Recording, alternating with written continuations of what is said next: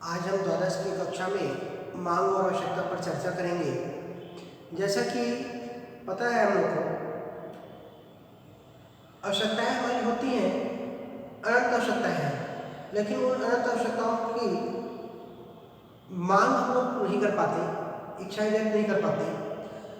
तो आवश्यकताएं और मांग दोनों आपस के पर्याय में देखे या एक दूसरे की पर्याय के रूप में भी कई लोग देखा जाता है, लेकिन ये पर्याय ना होकर के दोनों में भिन्नताएं हैं और इन्हीं भिन्नताओं को हम लोग अर्थशास्त्र विषय वस्तु के अंतर्गत अंतर को जानने का प्रयास करते हैं।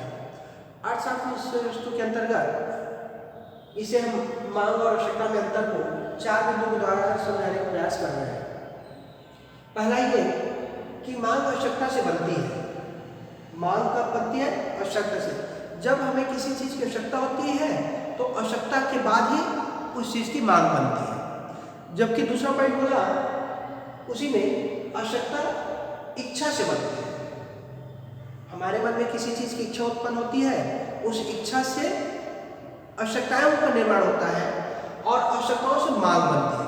दो भेद, आवश्यकता की उत्पत्ति इच्छा से और मांग की उत्पत्ति आवश्यकता से। दूसरा पॉइंट है, मांग आवश्यकता के परिणाम होती है। मांग क्यों आई? आवश्यकता के कारण मांग आई, आवश्यकता के कारण मांग की उत्पत्ति हुई, इसीलिए इसे क्या बोला गया? मांग आवश्यकता के परिणाम होती है। जबकि आवश्यकता मांग के कारण नहीं होती। मांग है इसलिए मेरे को उसकी आवश्यकता नहीं, आवश्यकता मांग के कारण नहीं होती और मांग आवश्यकता के कारण बनती है। तीसरा होता है कि मांग की कीमत से घनिष्ठ संबंध होता है। मांग का कीमत से घनिष्ठ संबंध होता है। क्यों ऐसा बोला गया? अगर किसी वस्तु की कीमत बहुत अधिक होने से जो मेरे क्रय क्षमता से अधिक होगी, ऐसी स्थिति में आवश्यकता रहते हुए भी हम उन वस्तुओं की मांग नहीं करते जो मेरे को नहीं होता।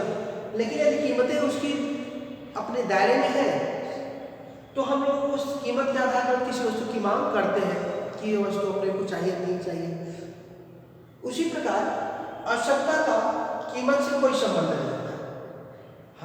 हमें किसी चीज की आवश्यकता है, लेकिन वो आवश्यकता इस बात पर निर्भर नहीं करता कि कीमत कितनी है। आवश्यकता इच्छा से आवश्यकताओं की उत्पत्ति होती है। इच्छाएं तो होती है, इच्छाएं प्रबल होती है, कई सारी चीजें होती है, लेकिन उस इच्छाओं की पूर्ति के लिए जो साधन है वो साधन के बाद, अगर इच्छाओं की पूर्ति के लिए पर्याप्त साधन होते हैं तब मांग की स्थिति पर पहुंचता है। आगे देखिए चौथा पॉइंट, मांग जो है वो अस्थायी प्रकृति की होती है। मांग जो होती है अस्थायी, स्थायी नहीं होती, बदलते रहेगी, परिवर्तनशील होती है। जबकि आवश्यकता है वो स्थायी प्रकृति की होती है। आवश्यकता स्थायी होती है, बनी रहेगी।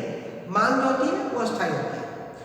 इसको आप लोग उदाहरणों के माध्यम से देखेंगे तो आप सोच करके तो भी बनता है। जैसे आज हमारी मन में इच्छाएं हैं कि हमारे पास मोबाइल हो, इच्छाएं थी, हम लोग उपयोग नहीं किए, लेकिन अब इच्छाएं क्या हो गई? आवश्यकता बन गई। इच्छाएं आवश्यकता हो गई।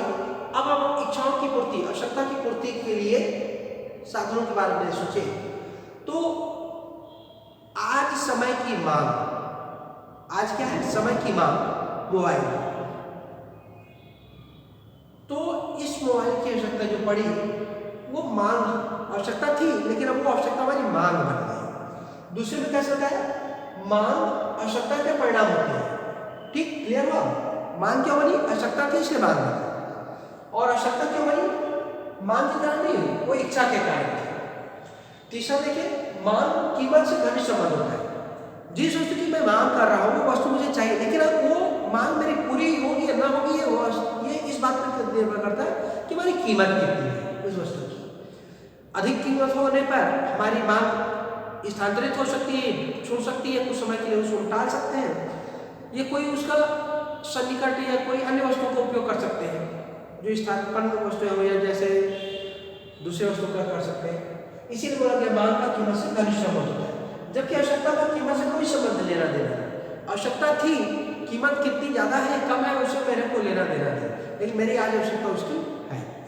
अंतिम पॉइंट में क्या बताया, जैसे मांग स्थायी प्रकृति की होती है, मांग अस्थायी प्रकृति की होती है। आज मेरे समय की मांग है, हो सकता है कुछ समय बाद जब ये कक्षा की पढ़ाई शुरू हो जाएगी, क्लास कक्षाएं शुरू हो जाएंगी, तब हमें मोबाइल की आवश्यकता नहीं पड़ेगी, क्योंकि हम सारे विषय वस्तु का अध्ययन वो कक्षा में कर सकते हैं। मांग उतनी नहीं है, अर्थात इसको ऐसे बोले कि आवश्यकताएं कुछ कम हो जाएगी। ऐसी स्थिति में हमारी मांग भी कम हो सकती है, बदल सकती है। जबकि आवश्यकताएं क्या होती है, स्थायी प्रकृति होती है। आवश्यकता तो रहेगी, कम रहेगी, आवश्यकताएं हमेशा बनी रहेंगी, लेकिन मांग क्या होती है, बदलते रहती है। इस प्रकार अगले कार्यक्रम में हम किसी नए विषय पर चर्चा करेंगे। धन्यवाद।